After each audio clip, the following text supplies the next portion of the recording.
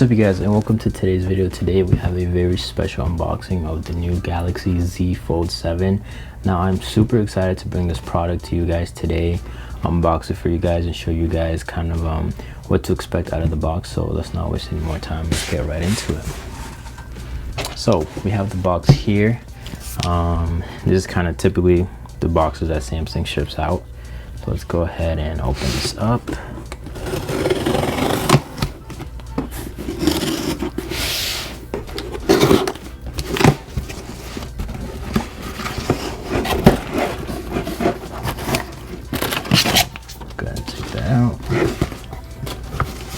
And in typical Samsung fashion, as you might know, they always add this kind of papery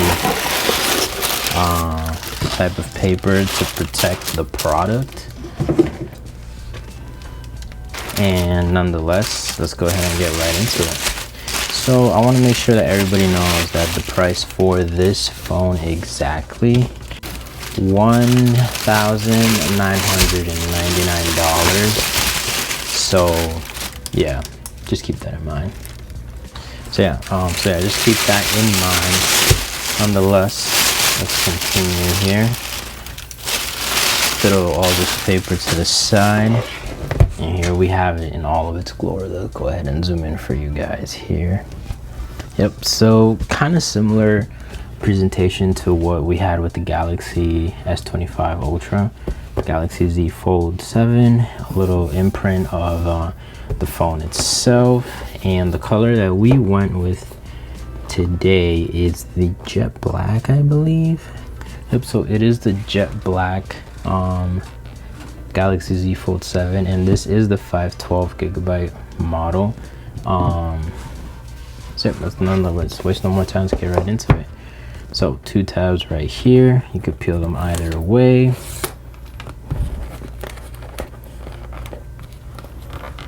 God damn it.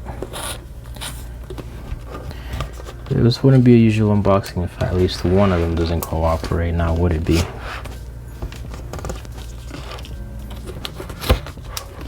Okay. Now, let's go ahead and open this up. Here is the phone itself, and like I said, this is the jet black. I don't know, honestly, I'm kind of tired of the whole titanium thing color scheme, so I went with this, and which is weird. The little tab here to pull the phone off is broken. Weird, but nonetheless, let's take it out. And I'm really excited for all of the upgrades that they did to this. And now this thing is not even like really on there, it's kind of just like plastic piece on there. Let me know if you guys ordered this phone and it came like that as well. Usually they have this thing sticked on there, but nonetheless. And here it is, and we'll do its first folding mechanism. And wow, honestly, I love how this feels in the hand. It feels like a normal phone, kind of comparing it to the Google Pixel 9 Pro XL. It's actually taller than the 9 Pro XL, but is it wider? The Pixel is just a tad bit wider, but nonetheless, let's go ahead and take this little screen protector off and let's power it on. Yeah, so far I am definitely impressed. It's definitely looking like a much better upgrade, and an upgrade that was really needed in the Galaxy Z Fold lineup. Alright, it says welcome, kind of similar to what you would get on the Galaxy S25. So go ahead and get started, and I'm gonna show you guys how easy it is to set this phone up. Now we're just agreeing to Samsung's terms and conditions. Let's go ahead and open this up so you guys can get a better view. Ooh, okay. First thing I can tell is that when I open this up, that hinge is pretty nice and snappy. It gives you like a really nice hard snap to let you know that the phone is definitely you know, open.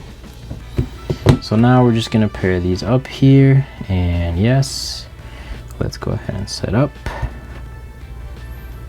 And we're going to transfer all of our information from here to here. I'm going to hand scan this QR code. If it's you, right, it's getting the phone ready. And for the people that are wondering, on my S25 Ultra, I did also get the jet black on it, but I did put a D brand skin on it just to add it a little more texture to it. But I gotta admit, it is ridiculous how skinny this phone is. Like, it feels almost fragile but sturdy at the same time. I don't really know how to explain it. Okay, so the SIM card tray is actually up here, so we'll go ahead and do that right now. And for the people that were wondering, typical Samsung, no charger in the box. Obviously, you do get a startup guide, a SIM eject tool, and a USB-C to USB-C cable, and that's about everything that you will get with this phone. So let's go ahead and swap our SIM cards out. Now, some of you guys might be asking, why do I still use SIM cards? And honestly, it's just a lot easier for the type of content that I do and switching phones, etc. It's a lot easier to just continue to use a SIM card than using an eSIM. First, that's actually one of the reasons why that kind of pushed me away from the iPhone itself. So yeah, SIM card is the best way to go. So yeah guys, honestly speaking though, if you guys have not yet, please make sure to like, comment, and subscribe to the channel. We are on our way to 18K subscribers, and for the people that are watching and are subscribed, thank you so much for subscribing, and I appreciate you guys being here today with me.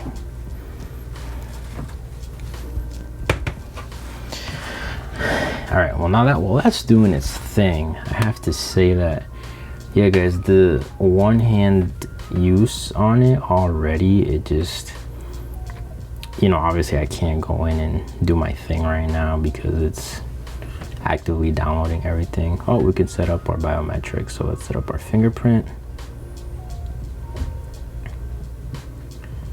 Oh, okay, so the fingerprint is here.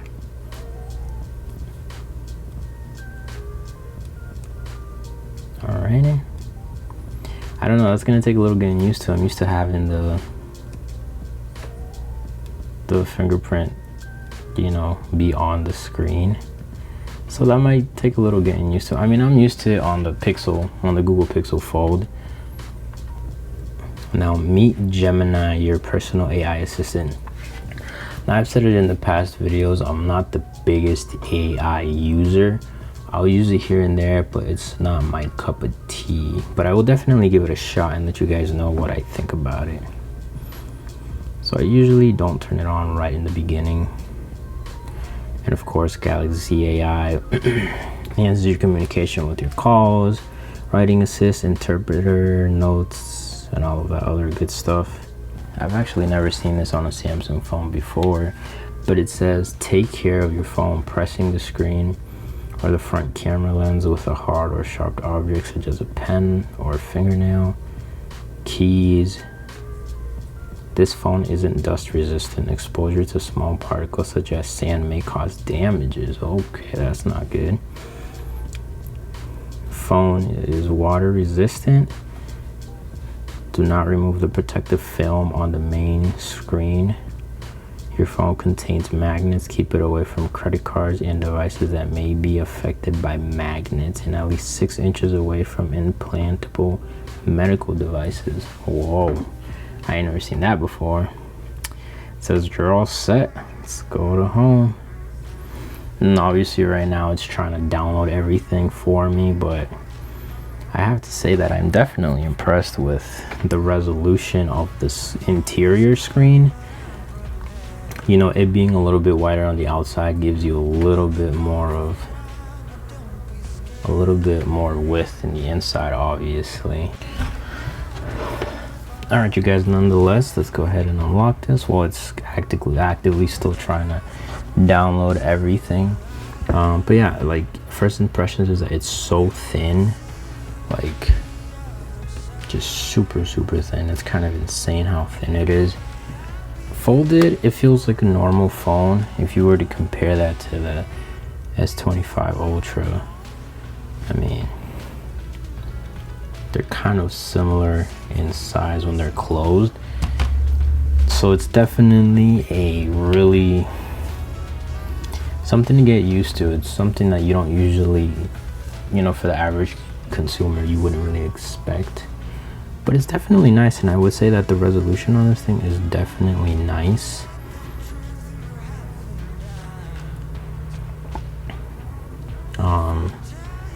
Yeah, honestly, no complaints in that department. And I have to say that the biggest improvement, besides the camera, was definitely this front display, because now this front display feels like a regular phone. It's not exactly the same size as like an S25 Ultra on the outer shell. So let's go ahead and just talk a little bit about the specs of this phone. So we have a Snapdragon 8 Elite for a Galaxy processor, a 6.5 inch cover display, so like from side to side, and it is a 2520 by 1080, and it's 120 hertz. And in the interior screen, the inside screen, it's an 8-inch inner display with 2184 by 1968 with 120 hertz display. It now has a 200 megapixel main camera, 12 megapixel ultra wide, and a 10 megapixel telephoto with 3x zoom. It also includes 12 gigabytes or 16 gigabytes of RAM. We have the 12 gigabyte RAM, I believe, and up to 1 terabyte of storage. This is the 512 gigabyte. And the only thing that kind of sucks on it is that they're still using the same 4400 milliamp battery on this one.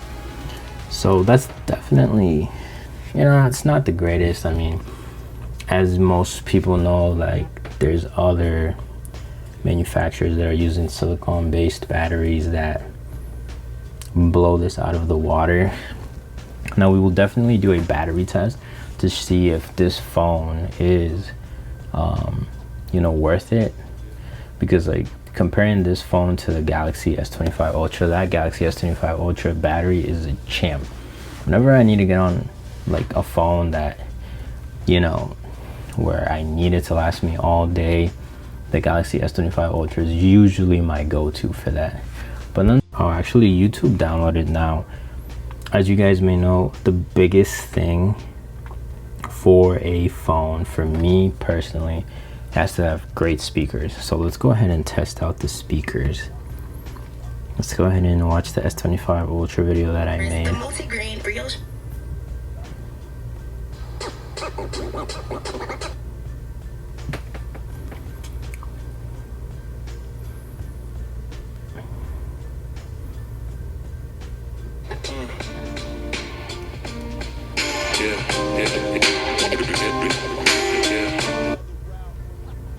I'm downloading a lot of files, so bear with me.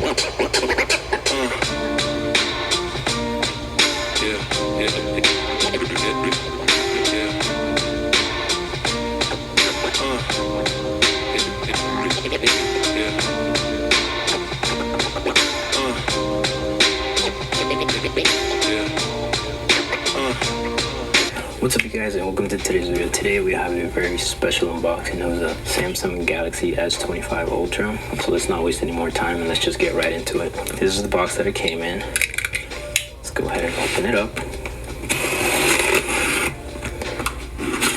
Now this year I went with one of Samsung's one of their exclusive colors, and I also got a bunch of different cases for it as well. But yep, this is how it looks so far in the box. You know, typical Samsung fashion. Let's go ahead and open this up. you can see, yeah, like I said, a lot of stuff this year. So let's go ahead and take all of these things out. But nonetheless, on the camera black, I have to say that if you guys remember my video from last year, I was not a fan of the pointy edges here, but with the edges now like squared off, it looks a lot nicer, honestly speaking. But nonetheless, okay, so yeah, the speakers sound good. If you noticed here, this is a speaker right here and this is a speaker right here. So when you use it open, it might seem like the audio is coming mostly from the left side of the phone, so that's something to keep in mind. I don't remember the Google Pixel 9 Pro Fold doing that, but I'll have to double check and get back to you guys. But yeah, nonetheless, I think that it's definitely a nice phone for sure. Right now, I'm still trying to download all of my messages and whatnot. But yeah, no, honestly, I mean, like I said, this is just an unboxing, and unfortunately, we did not get any cables. Unfortunately, we did not get any cases with this phone due to the fact that Samsung is only shipping out cases with only this back piece, not the front piece. And I don't know why, but that feels kind of dumb to my part. I understand they're going for a more simplistic, and narrow design, so I guess a case could take away from that. But at the same time, if you're spending $2,000 on a phone, you would want it to be secured. So leave me any comments for people that have this phone, or any cases that you guys want me to buy and test out in the comment section down below, because yeah, that seems a little iffy to me. But let's go ahead and do a camera test. You guys know it's tradition in our channel to do a camera test. So right now we're going to take a portrait, even though I need a haircut. Of course, I closed my eyes, guys. What the hell's going on? This is my first video. Let's go ahead and take another one.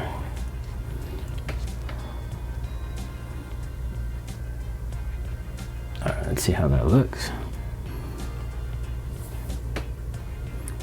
All right, cameras look pretty good. Let's go ahead and test the back cameras. Just a small test, nothing crazy. Let's go to settings. I want to make sure that we are in the highest resolution. All right, and let's take one at 200 megapixels. Take a picture of this Google phone that has seen better days.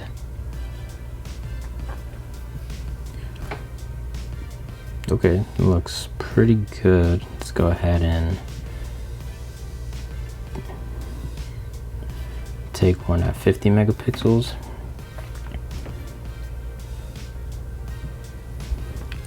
So yeah, it definitely looks good. Like I said, this is just, like I said, more than anything, it's just an unboxing. So yeah, I can't complain. We're gonna go ahead and take this phone through its paces, let you guys really know what it's about.